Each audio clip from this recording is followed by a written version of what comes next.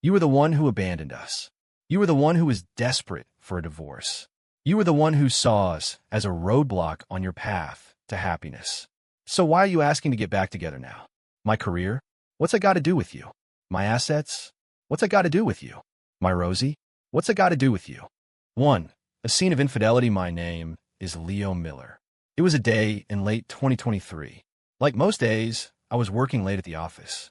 It was a startup, so my partner and I were constantly buried, working around the clock. The exhaustion had been piling up lately. Client dinners, endless paperwork, and the occasional on-site visit. With a skeleton crew, everyone had to pull the weight of 3 people, but at least things were finally starting to look up. Still, I remembered that today was a special occasion and decided to head home early. The drive home was an ache in my bones, but the thought of my daughter, Rosie, and my wife, Jessica, always warmed me. A smile crept onto my face without me even realizing it. A loving family is the fuel that drives a man's ambition. I hadn't made big money in the last couple of years. We were just getting by, and I often felt a pang of guilt that I couldn't give my wife and child a better life. But Jessica was a good wife, taking care of the house, and Rosie so well that I never had to worry. That day, though, I had this hollow feeling in my gut for no reason. I almost got into an accident on the freeway, which left me shaken. I parked the car and hurried toward our apartment, clutching the flowers and gift I'd picked up earlier. It was our 3rd wedding anniversary, and I wanted to surprise her. I used my key and quietly opened the door. Rosie was asleep on the living room couch, a stuffed animal still in her hand, but Jessica was nowhere in sight. I gently stroked Rosie's round little cheek, pulled a blanket over her, and then stood up and walked toward the bedroom. You should go. He could be back any minute. It's fine. I'm not finished with you yet. Let's go one more round, quick. I don't know, I'm scared. How about tomorrow? I'll drop the kid off at his mom's and come find you. All right, but let me just kiss. You devil. You. The sudden conversation stopped me in my tracks, flowers and gifts still in hand. For a moment, my world went blank. The woman's voice was unmistakably Jessica's. But who was the man? I stood there, stunned for a full 30 seconds, their words and 1,000 images flashing through my mind. I couldn't believe it. This was my Jessica? The gentle, devoted wife I knew? She was cheating on me. I hesitated, unwilling to take another step, unwilling to believe it. Our life was finally getting better. Rosie was just 2 years old. Thud! The flowers and the gift box slipped from my grasp and hit the floor. The sound startled me, snapping me back to reality. I silently walked back to the couch, sat down, and lit a cigarette. Don't call me a coward. My mind raced, replaying every moment of our life together. When did she start? I had been so busy, so completely clueless.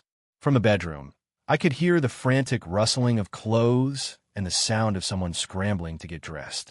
The bedroom door opened. Jessica stood before me, her face a mask of panic, her movements clumsy and awkward. And behind her stood another man. Leo, when did you get home? It's not what you think. Please don't get the wrong idea. Jessica looked like a guilty student standing before the principal, bracing for a lecture. I just lifted my head and stared at her, locking my eyes on hers. Another agonizing silence fell over the room. It was the man who broke it. Jess, don't be afraid of him. Just tell him everything and get it over with. Divorce him. We can get married. Out of the corner of my eye, I saw the man's lips curl into a mocking sneer. No man could tolerate that. I shot up from the couch, closed the distance in 2 quick strides, and drove my foot into his stomach. Ugh, what the hell? It happened so fast he didn't have time to react. He slammed against the wall, doubling over in pain. I didn't stop. I swung a punch straight into his face. He crumpled to the floor, blood trickling from the corner of his mouth. What are you doing, Leo? This is between us. It has nothing to do with him.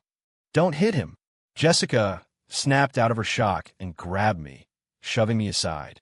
She stood in front of the man, shielding him. I just stared at her, my eyes burning with rage, confusion, and betrayal. Rosie, is she mine? At that moment, I didn't care when the affair started. All I cared about was whether Rosie was my biological daughter. Jessica was clearly thrown off by the question. She paused. Leo, what are you talking about? Of course Rosie is yours. Back then, I hadn't even started with.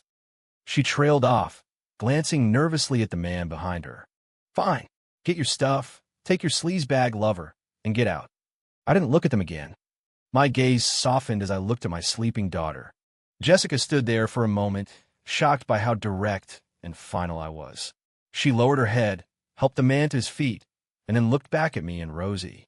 The initial panic on her face was gone, replaced by a cold hardness, as if she'd made up her mind. Fine, Leo. Let's get a divorce. I don't want Rosie. From now on, we have nothing to do with each other. After she said it, she helped the man up. As he was led away, he shot me one last look filled with derision. Jessica took him into the bedroom to pack her things. A few minutes later, she walked out, dragging a suitcase behind her, and left. My heart felt like it had been plunged into a vat of ice, so cold it was physically painful. I truly never expected that Jessica, the woman who had always played the part of the perfect, gentle wife and mother, could be so ruthless. 2 years old. Rosie was only 2 years old.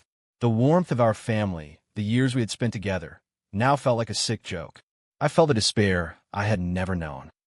Not even during the toughest times with the business had I ever felt this broken. The warm home I had was gone in an instant. Later, I found out the man was Jessica's old flame, the one that got away, a man she had never once mentioned to me. They had dated back in college. He had moved to our city about 6 months ago, presenting himself as a successful entrepreneur. He looked Jessica up, and Jessica didn't say no. They just got back together. I was so buried in work that I never saw a thing. I had been wearing this crown of shame for over half a year. And Jessica, that woman, was a hell of an actress. Later, I learned that her parents had known about it the whole time. They did nothing. In fact, they supported it. They probably thought this successful man was a better match for their daughter than a struggling founder like me. The day after, Jessica and I went to the county courthouse to file for divorce. When I dropped Rosie off at my parents' house and told them what happened, they knew. They didn't say much, just offered quiet words of comfort. I had never cried over anything, no matter how hard it got. But hearing my parents' gentle voices, my eyes turned red. 2. The divorce. The mandatory waiting period was over. I gathered all my documents and drove to the courthouse. Leaning against a tree, I stared up at the words Hall of Justice etched into the building and smoked a cigarette while I waited for Jessica. The winter wind was raw and biting. After one cigarette, I was freezing and decided to wait in the car. Just as I opened the door, a BMW X5 pulled up and parked right next to me, almost deliberately. The man, Rick, scurried out and opened the passenger door for Jessica and the back door for her parents, playing the part of the perfect son-in-law. He was obsequiously attentive, shooting me triumphant, provocative glances the entire time. Jessica's parents seemed to be soaking it all in, whether it was the feeling of stepping out of a luxury SUV or the smug satisfaction of being waited on by a rich man. They had always been snobs. When Jessica and I got married, they didn't just jack up their demands for money. They came up with an endless list of expenses, fees for raising her for her education, and so on. I paid every single one, but it was never enough. They were never satisfied with me as a son-in-law. They complained that I didn't have a fancy car, a nice house, or a prestigious career. Every time I visited, they'd go on about how their daughter was suffering with me. I always bit my tongue and endured it because back then, I truly loved Jessica. I got my documents from the car, closed the door, and gave her parents a polite but silent nod. I was completely expressionless. I had made my decision. They were nothing to me now, and there was no point in arguing with them. But I was wrong. I didn't want trouble, but trouble came looking for me. Well, Leo, Jessica's mother started, her voice dripping with condescension. I always said you were no good. Look at you, not even a shred of decency. And look at Rick, so polite, so helpful. You should try to learn something from him. After getting out of the car, she launched right in her tirade. Beside her, the man she called Rick looked at me with a smug, proprietary grin, like a feral animal puffed up with pride for having taken another's territory.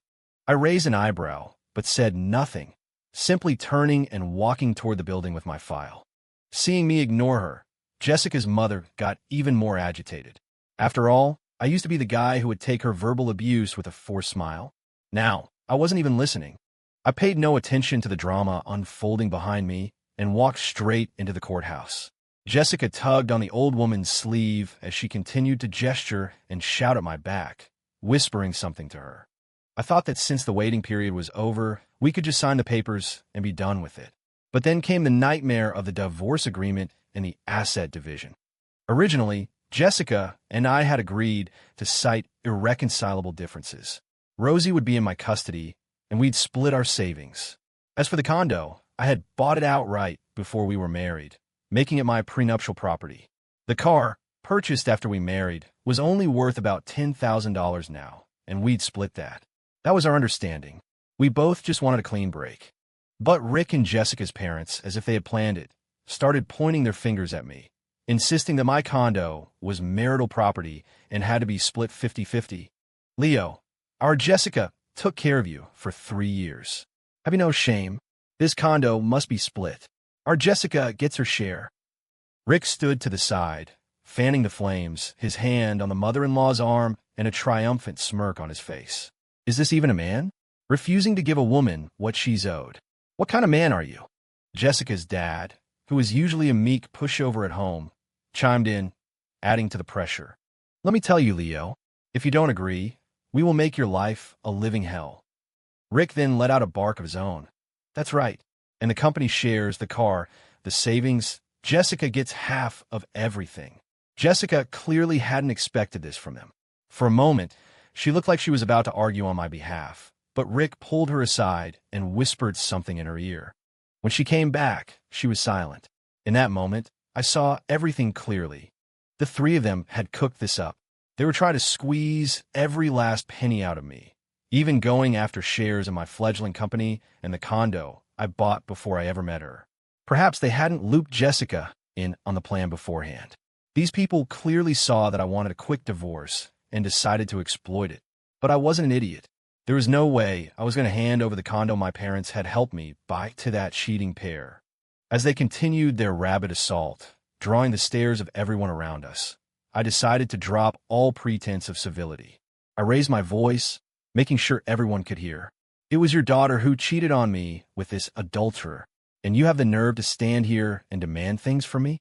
How dare you? As I spoke, I pointed a finger directly at Jessica and Rick. Since they wanted to play dirty, I wasn't going to protect their reputation. The condo is my prenuptial property. I'm not giving a single dime to a pair of cheating scumbags. My voice boomed through the hallway, drawing a crowd. Everyone loves a good drama, especially one involving a messy divorce and an affair. People had already been listening, and now they closed in, whispering and pointing at the four of them. Some even looked at me with a smirk of shared understanding. Cheaters demanding property? And it's his prenuptial property. You should be thankful he's not taking you to the cleaners. The nerve of these people. Seriously shameless. Seeing that I was being ganged up on, the crowd finally erupted, turning their judgment on Jessica's family. At first, her parents tried to fight back, shouting about how hard their daughter had worked and how I was a failure. But they were outnumbered. Their faces turned beet red under the barrage of insults from strangers.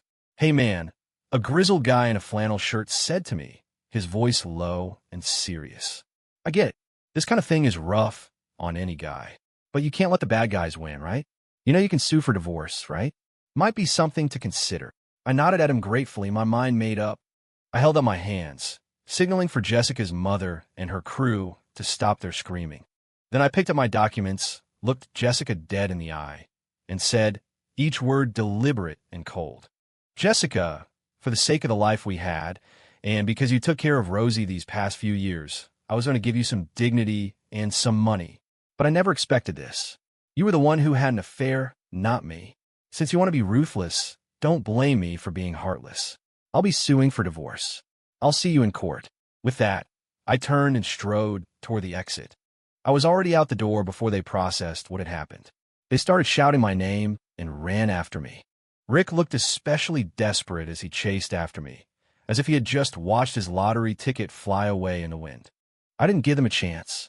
Without a single look back, I got in my car and drove away. I didn't know Rick's whole story, but his aggressive behavior made me suspicious. He didn't seem like a good person, and I started to question his motives for getting close to Jessica. But that wasn't my problem anymore. All I had to do was sort out the asset division. The rest was irrelevant. I called my parents. Rosie was doing fine. I warned them not to let anyone they didn't know near her. I drove straight to the office and, through a friend, got in touch with a top-rated divorce attorney. My condo had a security camera installed in the living room right after the renovation was finished. Not only did Jessica not know about it, but I had completely forgotten it was there until my lawyer reminded me. The camera's storage wasn't huge. It only held about 2 months of footage, but that was more than enough. I couldn't believe it. Jessica, who had always seemed so gentle and reserved, had brought Rick home so many times. Gathering the evidence was easy. In court, my case was airtight.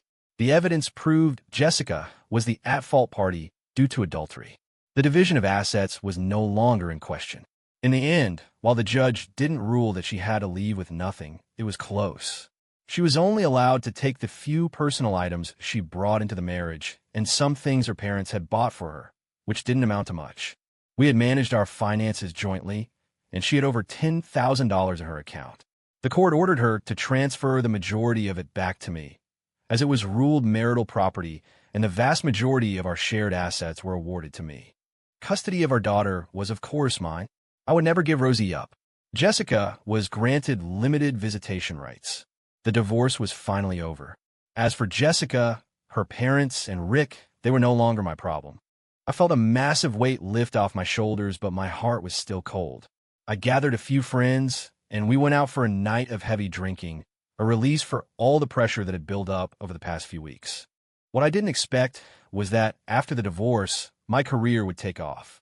And I certainly didn't expect that Jessica, who I thought was out of my life for good, would come back to cause me even more headaches. 3. Harassment and a career takes flight. I thought that once the divorce was finalized, it would all be over. I was wrong. Jessica's family was relentlessly stubborn. A few days later, Jessica's parents showed up with a dozen other people, holding picket signs and shouting at the bottom of my apartment building. "Everyone, listen up. Leo Miller, who lives in this building, kicked his own wife out of the house and left her with nothing. Come and be the judge, people. Is this what you call a man?" One of them, a guy in his early 20s, was particularly loud. I recognized him as Jessica's cousin, Kyle, who was still in college. He was jumping around with a megaphone, yelling his head off.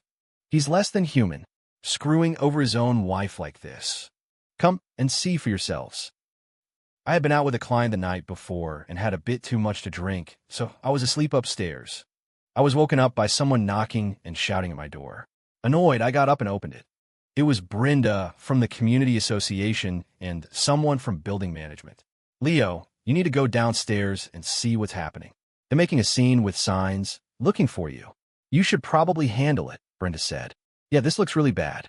It's not a good look for you," the management guy added. I had a pretty good relationship with my neighbors. I knew Brenda and had worked with the management staff before, so I knew they were on my side. "I know what's going on with you, dear," Brenda said softly. "Don't you worry, I've got your back." Her words were a small comfort. It was good to know that decency still meant something, but I didn't go straight down. I went to a window in the stairwell and looked down. Jessica wasn't there. Then I called her. "Brenda, could you do me a favor and call the police? I'm going down now." I knew that people like this were planning to be a long-term nuisance, hoping I'd eventually break down and pay them off. This had to be dealt with once and for all. There could be no delays and absolutely no compromise. The slightest sign of weakness, and they'd never leave me alone. Worse, if they started showing up in my office, it would be a disaster. Brenda saw the determination in my eyes and nodded. In the elevator, I asked one of the building staff to record everything on his phone. The ringleader of this mob was Jessica's cousin, Kyle. He was the most agitated. A few others were neighbors of Jessica's parents, along with some other relatives. And lurking at the back of the crowd was Rick, watching everything with a cold, detached expression. To get money from me, Jessica's parents had thrown all sense of shame out the window. The moment I stepped out of the building, they spotted me. The group of them swarmed me in an instant. They were all pointing their fingers in my face, screaming, "You soulless bastard, Leo." "Yeah, soulless.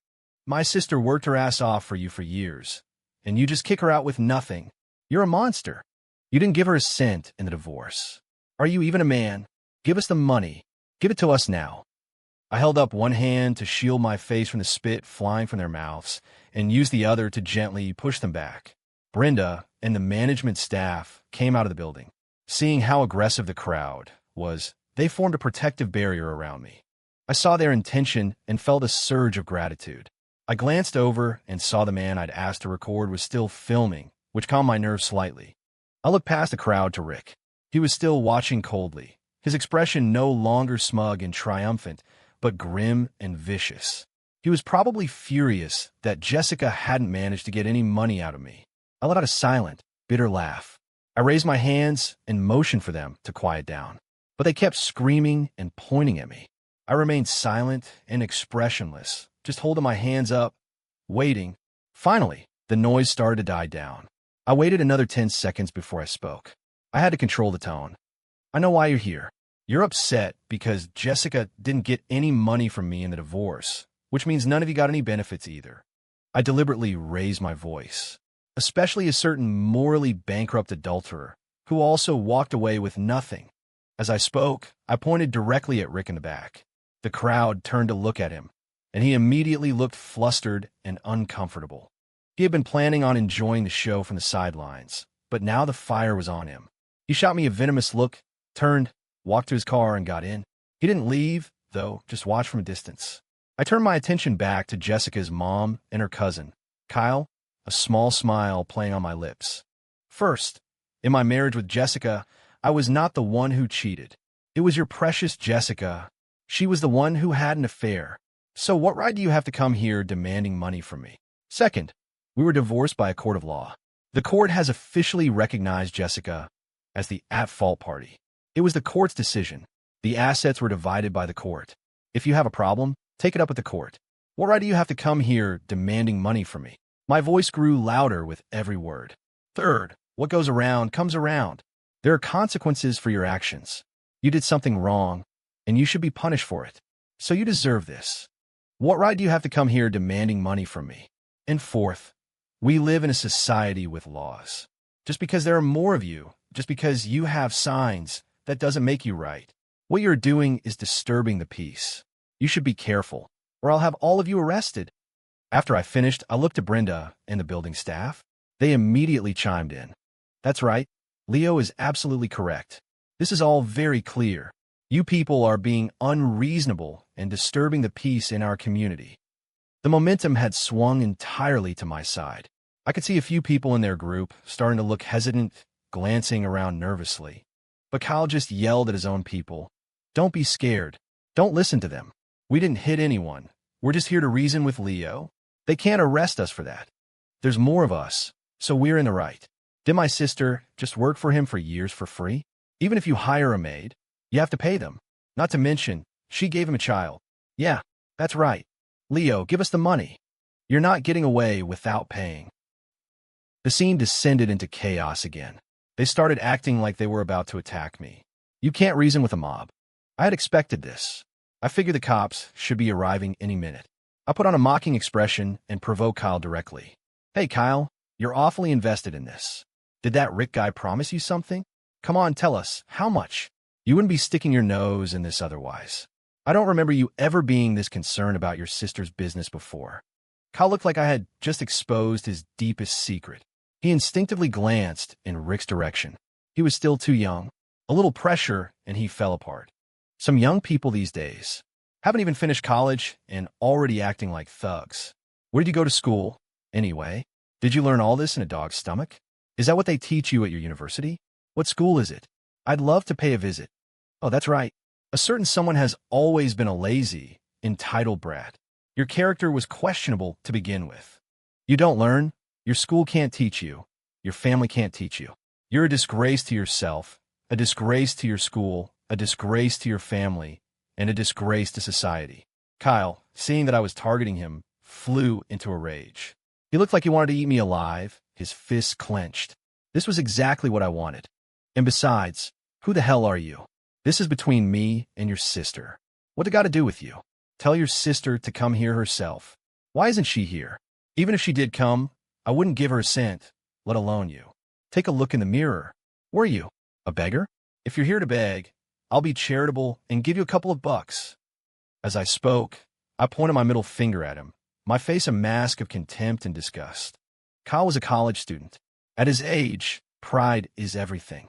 My verbal assault was more than he could handle. He was about to explode. You're the lazy one. You're the one with no character. You're the beggar. Kyle stammered back furiously. I deliberately turned my head away, feigning annoyance and disgust. Provoke a person, then point them down a path, and they'll instinctively follow it. Even if you beat me to death today, I won't give you people a single penny. Go find somewhere else to beg. The moment the words left my mouth, Kyle snapped. He gritted his teeth. In a fit of rage, he swung the megaphone in his hand straight at my face. I didn't dodge. I let it connect with my forehead. The megaphone shattered on the ground, and blood immediately started streaming down my face. I staggered for a moment, then slowly collapsed. It went just as I planned. He hit me. Once he laid a hand on me, the nature of the situation changed completely. If they had just been protesting, the police would have just told them to disperse. But now that I was injured, bleeding, it was a different story. I lay on the ground, clutching my forehead in agony. It genuinely hurt. I could feel a lump forming, but I made sure to play it up. Kyle, still not satisfied, tried to come at me to land a few kicks, but his relatives held him back, which was a little disappointing. And right at that moment, Jessica arrived. So did the police. They saw the whole thing. "Officer, they're assaulting him. Arrest them." Brenda yelled, my perfect wingman. One of the officers immediately had Kyle in handcuffs. Brenda quickly gave the police a rundown of what had happened. Lying on the ground, I pointed a shaky finger toward Rick's car. "Officer," I said, my voice weak. "He's the one behind this. He's the mastermind." The police and Jessica both looked in the direction I was pointing. Rick, seeing that things had escalated and the police were involved, slammed his car in a drive and sped away. Later, I pretended to be dizzy and was taken to the hospital, where I got a medical report for my injuries. The report was enough to ensure Kyle would face serious charges. This was what I wanted. With people like them, if you don't teach them a harsh lesson, they will never stop. Later, Kyle's family came to me, crying and begging me to be lenient, offering to pay me to drop the charges and let him off the hook. I just laughed. Did they think the damage they had done could be so easily erased? Impossible. When I went to the police station later, I found out that Kyle was sentenced to 6 months in jail.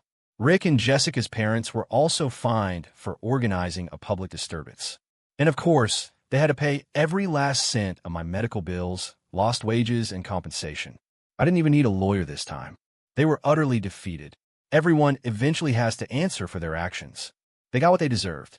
And with that, I knew they would never bother me again. A few months passed. My life was steadily improving. Rosie was living with my parents, and I visited them every weekend. During the week, I poured all my energy in my work. Without the drama in my personal life dragging me down, I could focus completely on the company. It was strange. The company, which had been stagnant for a year, started to thrive after my divorce. We got more clients, hired more people, and the business grew larger and larger. And, of course, the financial rewards grew as well. My material life improved dramatically. I bought a bigger place near the office to make my commute easier. I sold my old car and bought a much nicer one. A friend of mine told me recently, "Leo, you look different now. Your whole aura has changed. Looking at you now, everything's just better." He was into that kind of new age stuff. I was just happy. And so, half a year went by. Then, a phone call from Jessica brought a mix of satisfaction and sorrow. "You want to get back together? You don't deserve it." It's been almost a year since Jessica and I divorced. In that time, my career has skyrocketed. The company now has dozens of employees, business is booming, and the profits are substantial. If Jessica's parents could see me now, the man they once looked down on and despised, with a large condo in the city center, a luxury car, and a successful career, I wonder if their faces would sting with shame. I wonder if they regret their decision. I moved my parents into my old condo. Rosie is over 3 now and has started preschool. The school is near their place and is one of the best in the city. I go back to see them often on weekends and weekdays whenever I have a spare moment. I want to spend as much time with Rosie as I can. She may have lost her mother's love, but I'll make sure she never lacks for her father's. After the divorce, my parents had urged me to get a paternity test. I'd already made my peace with it, but they couldn't let it go. Their opinion of Jessica's character was in the gutter. Even though I was sure Rosie was mine, I couldn't argue with them, so I went and had the test done. Of course, Rosie was my biological daughter. That put my parents' minds at ease, and they doted on her even more. My life was good. The only lingering sadness was that Rosie didn't have a mother's love. I considered finding a stepmother for her, but I was too busy with work, and there was no one suitable in my life. One day, I was driving to my old place to see Rosie and my parents. A call came in, and I answered it on my car's hands-free system. But the voice on the other end was Jessica's, choked with tears. I wanted nothing more to do with this woman, with any part of her life. My immediate instinct was to hang up, but her next words piqued my interest. "Leo, please, you have to help me. He scammed me." Hearing that, a theory instantly formed in my mind.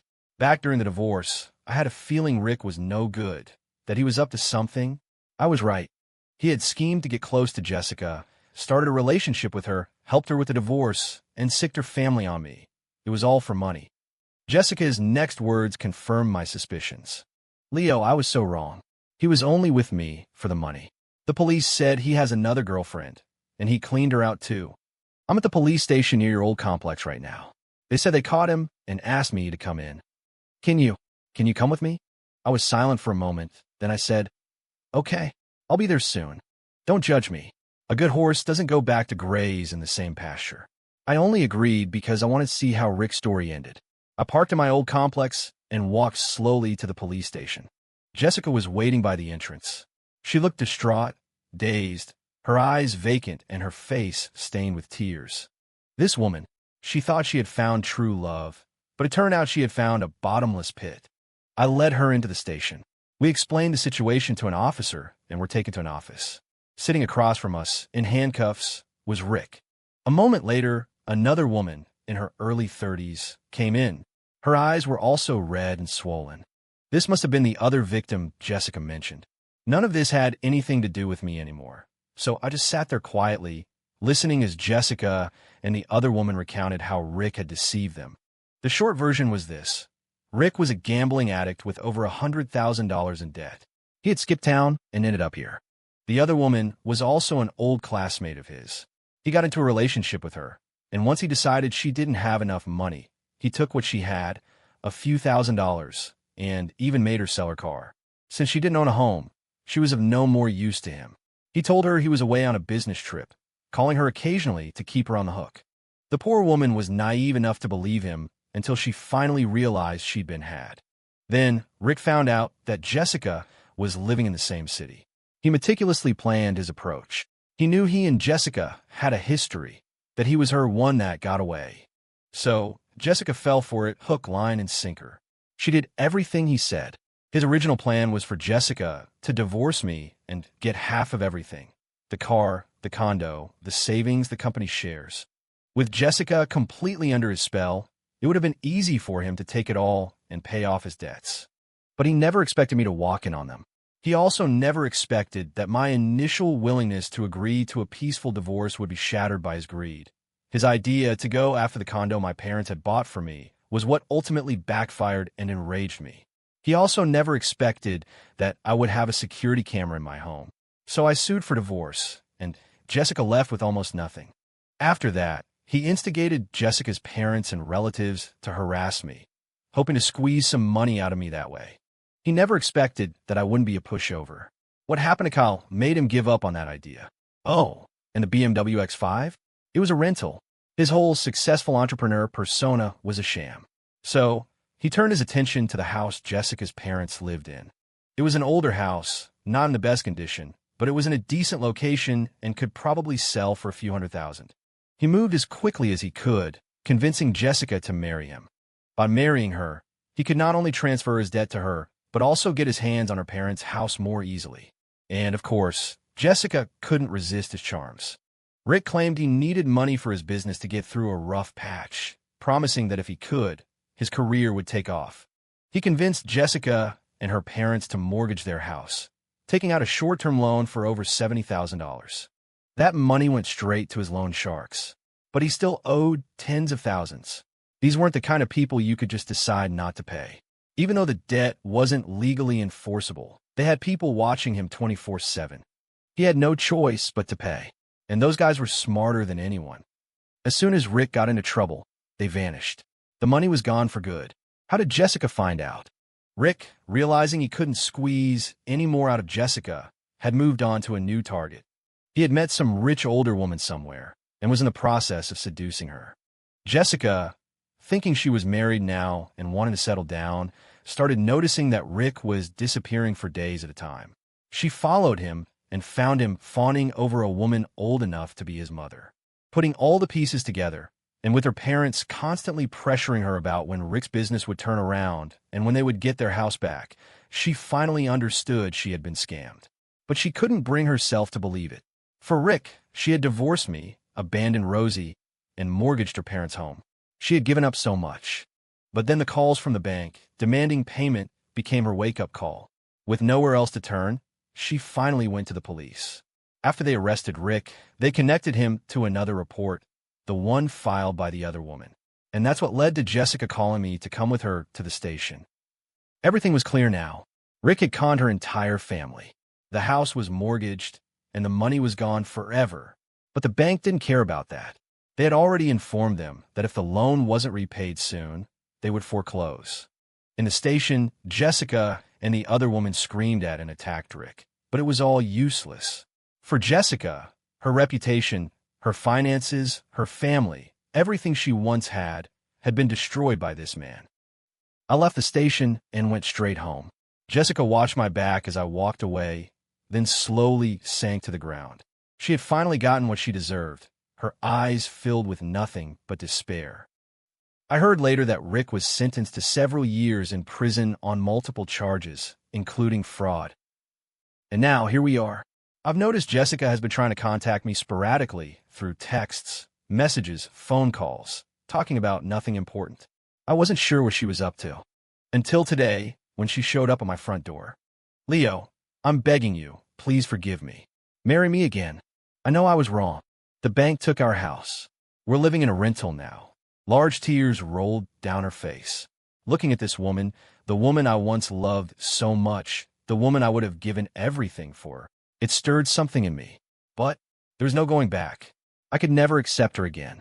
Jessica, her eyes filled with tears, slowly knelt before me.